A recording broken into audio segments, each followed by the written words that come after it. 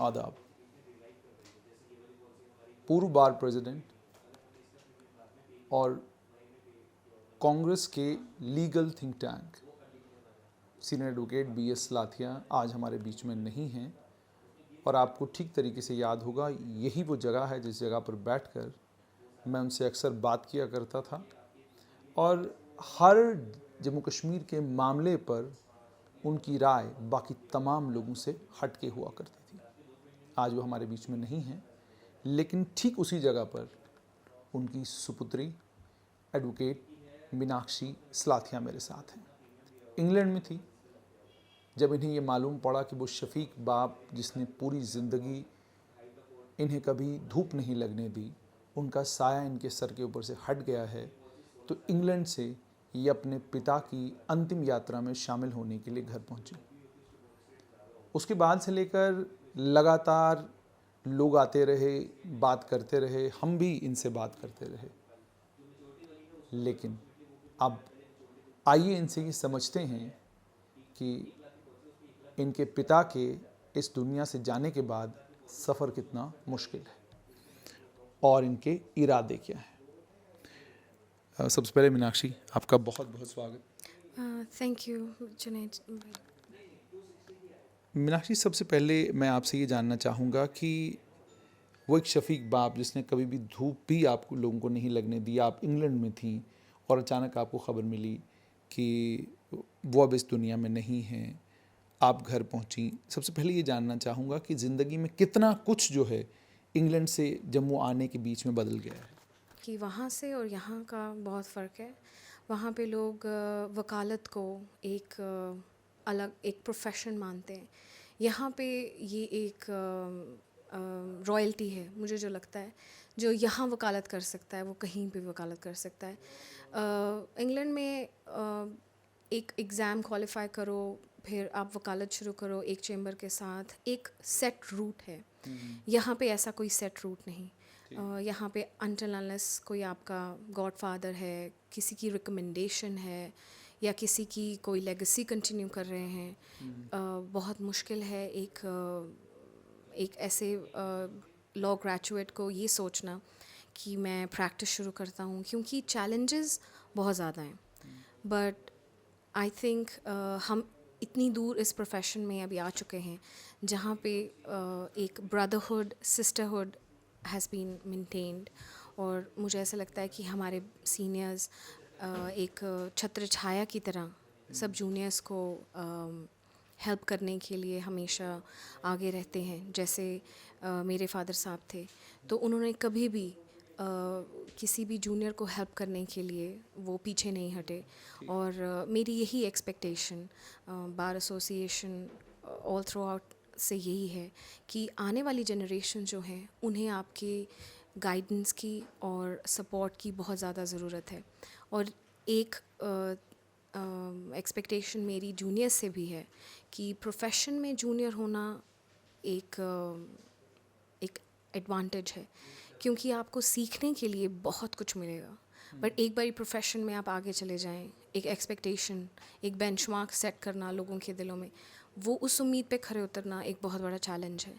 तो मैं यही आपके मीडियम से यही दरख्वास्त करूँगी सबसे कि let's unite together to bring back hard work to our profession. Because मेरे पापा ने आज तक मुझे यही सिखाया कि नॉलेज इज़ योर वेल्थ।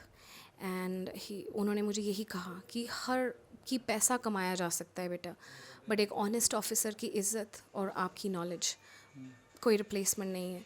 और मैं उन्हीं के इन आदर्शों पे यहाँ से अपना चेंबर आज से शुरू करती हूँ। और आप सबकी जो भी मेरे पापा के कंडोलेंसेस के लिए यहाँ आए, आई thank each and every one. सब ने बहुत। वकील साहब, आपसे ये भी जानना चाहूँगा, जैसे आपने कहा आप जब इंग्लैंड गई तब आपके पिता आपके साथ थे, फ़ोन पर रोज़ बात होती थी। आप वापस आए, अब आपके पिता आपके साथ नहीं हैं और ये आगे का सारा सफ़र आपको अकेले तय करना है। कितना मुश्किल है? जी बिल्कुल ठीक। मुश्किल तो बहुत ज़्यादा है, इमोशनली बहुत ज़्यादा चैलेंजिंग है, क्योंकि मैंने पिछले 2011 से लेके 2018 तक जब तक प्रैक्टिस की, 8-9 साल मेरी प्रैक्टिस ऑफिशियली इतनी है। बट अनऑफिशियली मैं 13 साल की उम्र से अपने पापा से मतलब उनके साथ मैं काम करती थी। मुझे डिक्टेशंस देना, छोटे छोटे वर्ड्स की प्रैक्टिस करना, वो टाइम जिस तरीके से मतलब उन्होंने मुझे नर्चर किया है इस प्रोफेशन के लिए, वो बहुत डीप नर्चरिंग रही है। और ही इज़ टॉट मी, और वो मुझे ही नहीं, जो भी स्टूडेंट्स यहाँ आए उन्होंने खुले दिल से हर एक को वही शिक्षा दी जो मुझे दी। पर एक मुझे फ़ायदा ये था कि उनके साथ काफ़ी क्लोज रह के काम करने का मुझे मौका मिला। जो प्रिंसिपल्स उनके थे वो उनको देखने का ही नहीं, उनको एक असल लाइफ में इम्प्लीमेंट होते भी मैंने देखा। जो उन्होंने मुझे सिखाया, जो उन्होंने कहा वो किया। ये एक बहुत बड़ी क्वालिटी पापा की मैं हमेशा अपने अंदर मतलब रहना चाहती हूँ। बट चैलेंजिंग बहुत ज़्यादा है क्योंकि उनके वो गाइडेंस नहीं है, वो जो वो guidance- टोकते थे, रोकते थे, डांटते थे। जी, और प्लस जो जिस तरीके से मुझे लाइफ में आगे जाने का एक रास्ता बताना, मुझे ये कहना कि ये करना है, वैसे नहीं, वो डिपेंडेंस बहुत ज़्यादा थी। तो अब उनके बगैर तो बहुत बहुत ज़्यादा मुश्किल है। पर ये शिक्षा जो उन्होंने मुझे दी है, जो जिस तरीके से वो मेरे गुरु रहे हैं, तो उनकी यही गुरु शिक्षा मुझे आगे लेके जाएगी शायद, जो उन्होंने मुझे सिखाया है वकील साहब, पिता के तौर पर और एक सीनियर के तौर पर ज़्यादा करीब आप अपने पिता को कहाँ पाती थी? एक पिता के तौर पे ज़्यादा करीब पाती थी, या एक सीनियर के तौर पे जो डांटता भी था, जो मुश्किल से मुश्किल चीज़ भी आपके हवाले करके चले जाते थे इस विश्वास के साथ कि मेरी बेटी ये कर लेगी? जी, पापा हमारी कही बात उनके एज अ पेरेंट की, तो he is the best parent one can ever pray for.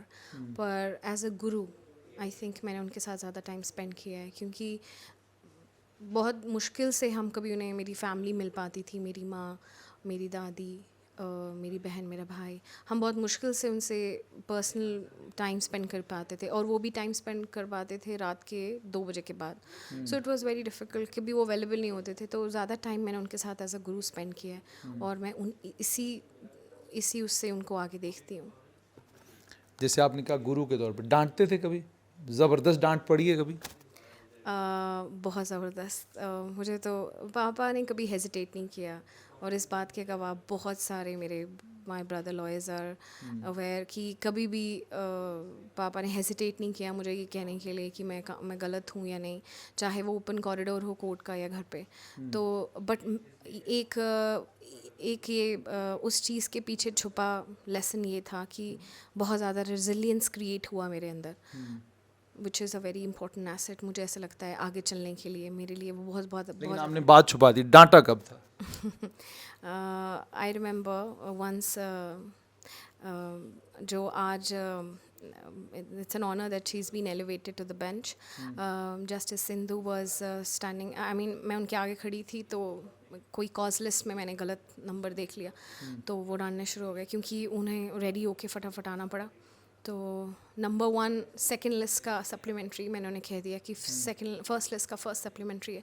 तो वो भागते भागते 2 बजे पहुँचे रेडी होके। तो वो फर्स्ट लिस्ट में 25 केसेस थे, तो वो काफ़ी गुस्सा हुए कि मैं बड़ी केयरलेस हूँ और ढंग से देखती नहीं। तो पीछे से justice Sindhu came and she offer to protect me. She said कि इस्लातिया साहब ये बड़ा हार्ड वर्क करती है, इसे आप डांटिएगा मत। तो दैट काइंड ऑफ डांट जो है, it has always been very, मतलब मेरे लिए बहुत एजुकेटिंग। द नेक्स्ट टाइम मैंने सप्लीमेंट्री 50 बार देखी इससे पहले मैं पापा को या किसी भी सीनियर को कभी भी कहूँ कि कौन सा नंबर कब लगा है। सो एक ये एजुकेशन जो है, उनका ये तरीका सिखाने का बड़ा ज़बरदस्त रहा और बड़ा स्ट्रिक्ट तरीका था, which has made me really really very very strong. England में थे आप, केयर फ्री थे, फिक्र नहीं थी, फाका नहीं था, और आप बस अपनी दुनिया में मगन थे।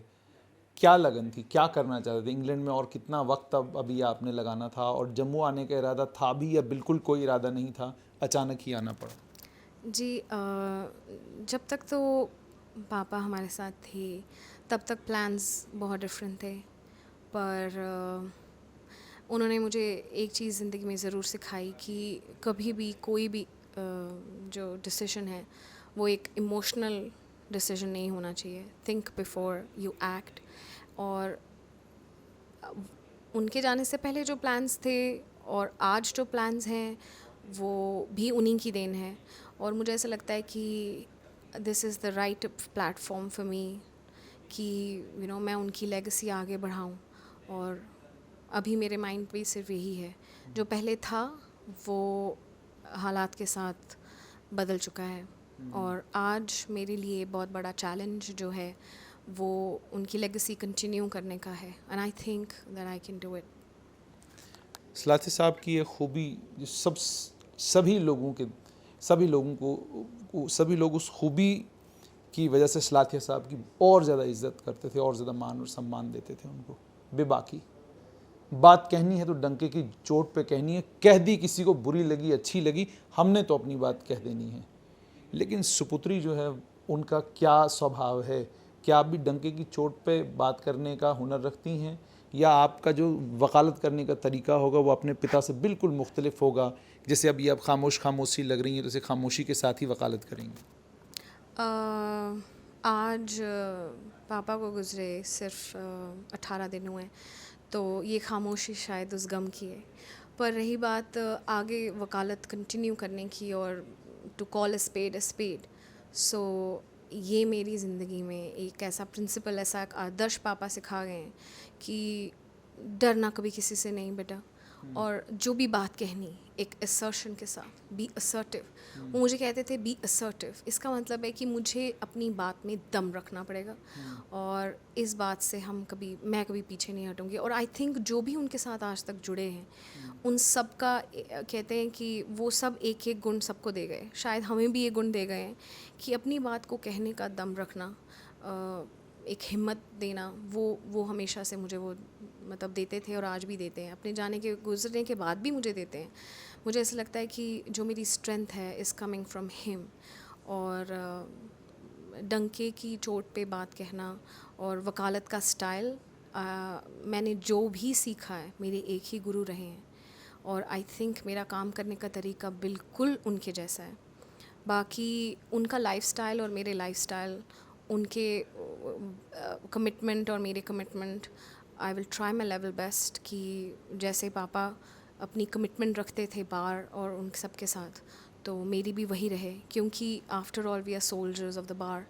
और उसकी बार इज़ आ मदर, और उसकी प्रोटेक्शन और इज़्ज़त करना मैंने पापा से यही सीखा है, और मैं उसी प्रिंसिपल को आगे लेना चाहती हूँ।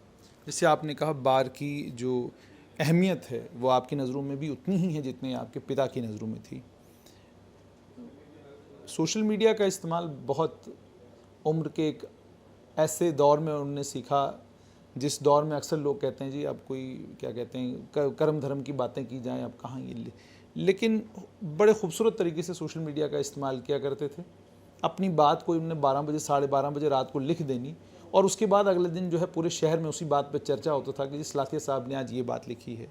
बार की राजनीति को बहुत ज़्यादा इंटरेस्टिंग अगर किसी शख्स ने बनाया तो वो सलाथिया साहब ने बनाया। उनकी गैर मौजूदगी में अब बार मेंबर भी ये कहते हैं कि भाई अब बार की राजनीति में वो बात नहीं रही जो बार की राजनीति में बात थी जिस वक्त सलाथिया साहब खुद थे। तो आप सुपुत्री हैं, आप आगे चल के जो है आपके कांधों पे बोझ पड़ने वाला है। जानना चाहूँगा कि क्या आप भी सोशल मीडिया का इस्तेमाल करेंगी, क्या आप भी उस ट्रेंड को कंटिन्यू रखेंगी, या आप फ़िलहाल इन सब कंट्रोवर्सी से बिल्कुल अलग होकर सिर्फ अपने प्रोफेशन पर, अपने काम पर और अपनी वकालत पर फोकस करना चाहती हैं? मेरे पापा ने हमेशा मुझे एक चीज़ सिखाई कि hard work is the key to success. और आज I think apart from anything else, apart कि वो बार के बहुत बड़े नेता थे, जैसे सुनील सेठी सर ने एक इंटरव्यू में कहा कि सबसे बड़ा नेता बार का जो था वो सलाथिया सर थे, सलाथिया साहब थे। तो उनकी बार मद्देनज़र रखते, और जो मैं अपने पिताजी की, जो अपने पापा की इज़्ज़त करती हूँ और जो पूरा बार उनकी इज़्ज़त करता है, वो देखना, और वो एक उनकी शख्सियत का एक बहुत बड़ा हिस्सा था। पर अपार्ट फ्रॉम दैट वो he was an ace lawyer. कोई वकील मतलब इस बात में मुझसे अलग, मतलब they will all agree with me कि जो उनकी वकालत का स्तर था वो बहुत ऊंचा था। और ये मेरी पहली कोशिश रहेगी कि वकालत में हार्ड वर्क करना और अच्छा वकील बनना, ये मेरी सबसे बड़ी श्रद्धांजलि है मेरे पिताजी को। और उससे उससे पहले अपार्ट फ्रॉम दैट कोई बार की कोई बात और ऐसी कोई पार्टिसिपेशन या कुछ ऐसी मैं कभी पीछे नहीं हटूँगी। इफ़ बार नीड्स मी और कभी ऐसी कोई मुझे लगा कि आज ज़रूरत है कि हम खड़े हो जाएं, तो हम खड़े होंगे। मैं नहीं, मैं बार से अलग नहीं, मैं कोई नेता नहीं। मेरे पिताजी, मेरे पापा नेता हैं, वो हमेशा रहेंगे। अपॉर्चुनिटी मिलना ना मिलना उन्हें मैटर नहीं करता है। वो ना भी रहे तो भी उनके पास सब लोग आते थे। तो मैं उनकी शख्सियत से और सब लोग उनकी शख्सियत से बहुत अच्छी तरह वाकिफ़ हैं।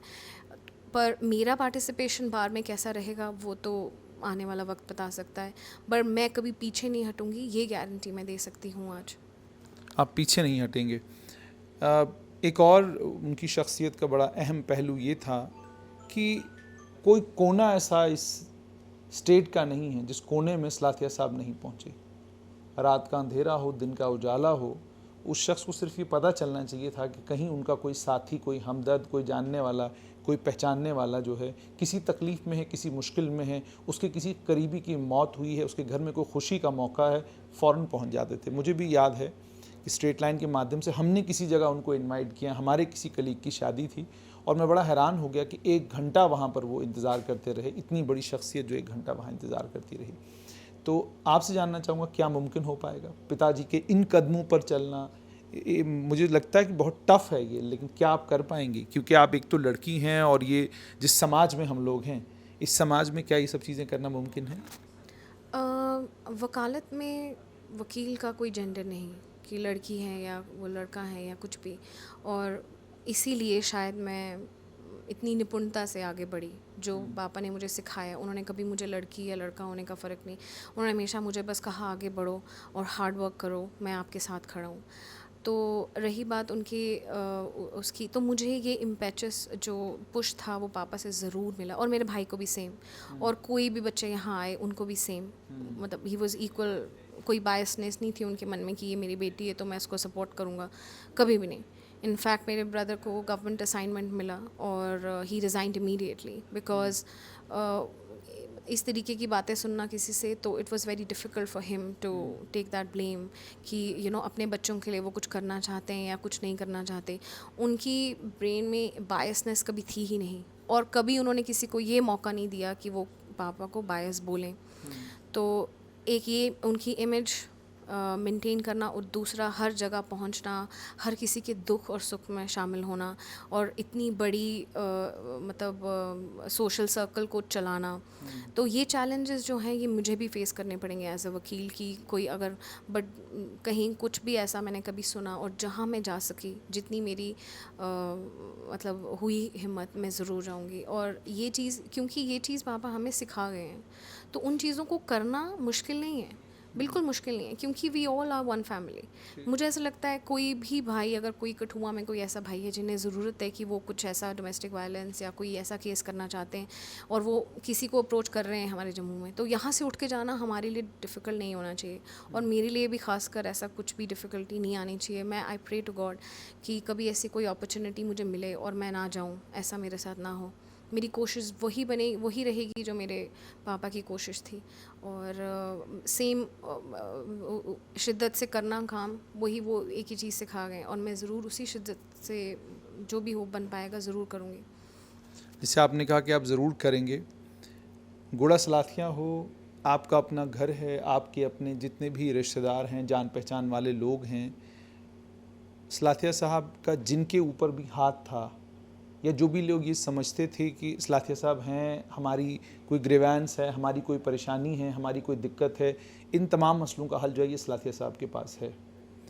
अब उस परिवार से लेकर इस घर तक और इस घर से लेकर उन तमाम लोगों तक जो सलाथिया साहब से जुड़े हुए थे किसी भी तरीके से, और एक उम्मीद सलाथिया साहब उनकी थी, क्या एडवोकेट मीनाक्षी सलाथिया के लिए मुमकिन हो पाएगा कि इन तमाम लोगों को कभी भी आने वाले वक्त में ये महसूस न हो कि आज सलाथिया साहब हमारे बीच में नहीं है?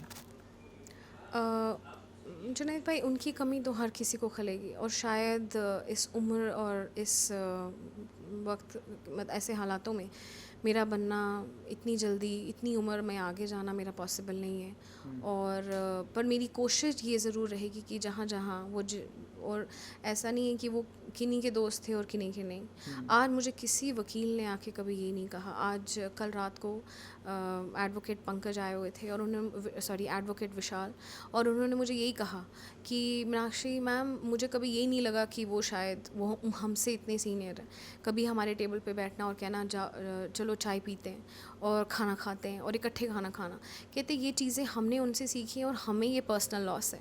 ऐसी बातों को सुनना, और वो भी अभी आए हुए सिर्फ मतलब जूनियर जो सिर्फ 1 या 2 साल प्रैक्टिस कर चुके हैं, उनसे ऐसी बात सुनना मुझे एक फ़ख्र महसूस होता है। और उनके सोशल सर्कल को चलाना और वो सब, वो तो बहुत बड़ी कमिटमेंट है और शायद वक्त लगे इस बात को, पर time is the biggest answer और I leave it up to time. But right now मेरी प्रायोरिटी ये रहेगी कि I get back to my feet और हार्ड वर्क करूं और उनके जो आदर्श हैं उन्हें आगे चलाऊं। जितने भी क्लाइंट थे आपके पापा के, जिन लोगों के केसेस अलग अलग स्टेजेस पर हैं, अब क्या स्टेटस इस समय उनका है? क्या आप अपेयर होंगी उनकी तरफ से, या उन लोगों ने आपके साथ कोई रब्ता किया अभी तक? बिकॉज वो मुझे लगता है आपके पापा के जाने के बाद that is I think something which is very important.